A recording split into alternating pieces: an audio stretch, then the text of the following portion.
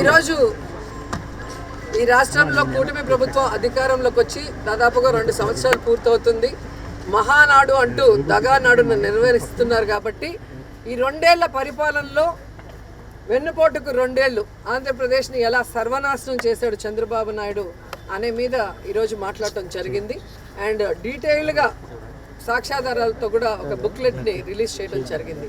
So దీన్ని ప్రతి ఇంటికి కూడా పంచిపెట్టి చంద్రబాబు నాయుడు ఈ ప్రజల్ని ఎలా మోసం చేస్తున్నాడు, అధికారంలో రావడానికి ఏం చెప్పాడు, ఈరోజు అవి చేయకుండా ఎలా డైవర్షన్ పాలిటిక్స్ చేస్తూ వైఎస్ఆర్సీపీ మీద నిందలు వేయటము, వాళ్ళని టార్గెట్ చేయటము, వాళ్ళని జైల్లో పెట్టి భయభ్రాంతులకు గురి చేయటం అనేది రాష్ట్ర ప్రజలు చూస్తున్నారు.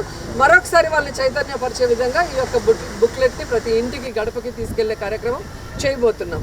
ఎందుకంటే ఈరోజు సూపర్ 6 సూపర్ హిట్ అని చెప్పి సిగ్గు లేకుండా కళ్ళార్పకుండా ఈరోజు చంద్రబాబు నాయుడు గారు అబద్ధాలు చెప్తున్నారు. సూపర్ 6లోనే ముఖ్యమైనవి మీరు చూస్తే నిరుద్యోగులకు ఉద్యోగం ఇస్తాం లేదా నిరుద్యోగ భృతి 3000 ఇస్తామన్నారు. కానీ ఈ రాష్ట్రంలో ఒక్క నిరుద్యోగికి కూడా ఉద్యోగం లేదు, నిరుద్యోగ భృతి లేదు. మరి ఎలా సూపర్ 6 సూపర్ హిట్ అని నాకు చెప్పండి.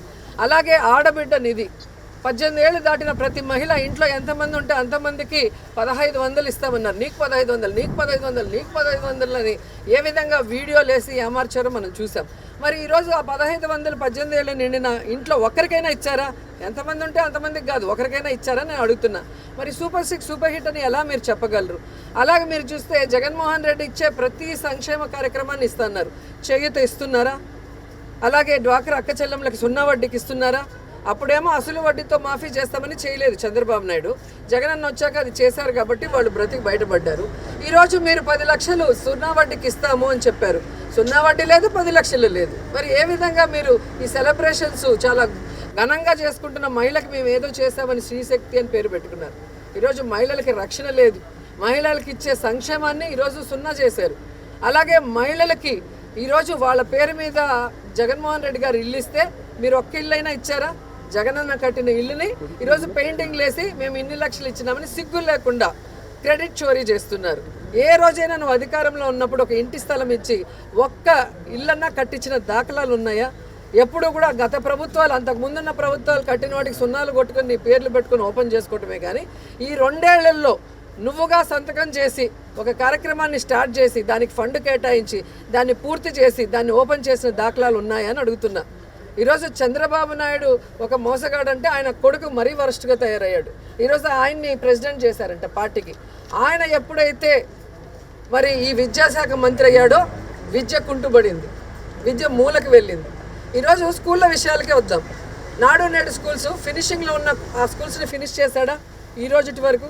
మీ నాన్న 4 సార్లు ముఖ్యమంత్రి అయ్యాడు. ఒక్క స్కూల్ రూమ్ కట్టడానికి తలకిందులు తపస్సు చేసేవాళ్ళు. కానీ జగనన్న ప్రతి స్కూల్ని రెన్యువేట్ చేయించి దానికి కావాల్సిన బుక్స్ కానీ, యూనిఫామ్స్ కానీ, వాటర్ ప్లాంట్, ప్యూరిఫైడ్ వాటర్ కానీ, వాళ్ళకి 5 రోజులు 5 రకాల భోజనం కానీ ఆ స్కూల్స్లో పిల్లలకి, అలాగే ఆడపిల్లల కోసం బాత్రూమ్స్ రన్నింగ్ వాటర్తో కానీ ఎన్ని కావాలంటే అన్నీ చేసి ఇచ్చాడు కదా. మరి మీరు ఎందుకు చేయలేకపోతున్నారు?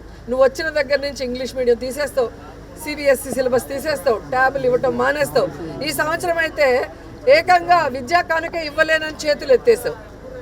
మరి ఎంత సిగ్గుచేటు.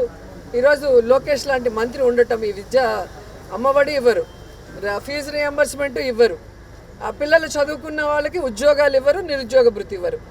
ఈరోజు కాలేజీల్లో స్కూల్లో ఏ విధంగా ఆడపిల్లల్ని హెరాస్ చేస్తుంటే, వాళ్ళ మీద దాడులు చేస్తుంటే, రేపులు చేస్తుంటే పట్టించుకో. నువ్వు మంత్రిగానే పనికిరావు అంటే ఈరోజు మీ నాన్న నేను ఏదో చేయాలని ఈరోజు పార్టీ ప్రెసిడెంట్ చేశారంటే ఈ రాష్ట్రం ఏమవుతుందన్న భయం ప్రతి ఒక్కరికి కూడా ఈరోజు కలుగుతుంది. అండ్ ఈరోజు ఏదైతే ఈ పార్టీతో కమ్మండ్ అయి ఉన్న జనసేన పార్టీ ప్రశ్నిస్తాను అని పార్టీ పెట్టానని చెప్తాడు. చంద్రబాబు నాయుడు ఇన్ని తప్పులు చేస్తూ ఈరోజు ఇన్ని ఘోరాలు చేస్తూ రైతుల్ని, మహిళల్ని, విద్యార్థుల్ని అందరినీ మోసం చేస్తుంటే ప్రశ్నించాల్సిన పవన్ కళ్యాణ్ గారు ఎందుకు ప్రశ్నించడం లేదు? ప్రశ్నించకపోగా మళ్ళీ ఫ్రస్ట్రేషన్ ఒకటి. సో ఇవన్నీ చూస్తుంటే ఈరోజు మహానాడులో వీటి గురించి వాళ్ళు ఏమైనా డిస్కషన్ చేసి వాళ్ళ తప్పుల్ని సరిదిద్దుకొని ప్రజలకు ఇచ్చిన వాగ్దానాలని నెరవేరుస్తారనేది గమనిద్దాం. వాళ్ళు చేసేది ఏమి ఉండదండి. ఆల్రెడీ బీజేపీ గారు బిల్లు పెట్టినప్పుడు ఎందుకు తెలుగుదేశం వాళ్ళు దానికి ఓటు వేయలేదో చెప్పండి. ఈరోజు ఈయనేదో లోకేష్ కొత్తగా 33% ఆయన తీసుకొచ్చినట్టులాగా చెప్తున్నాడు.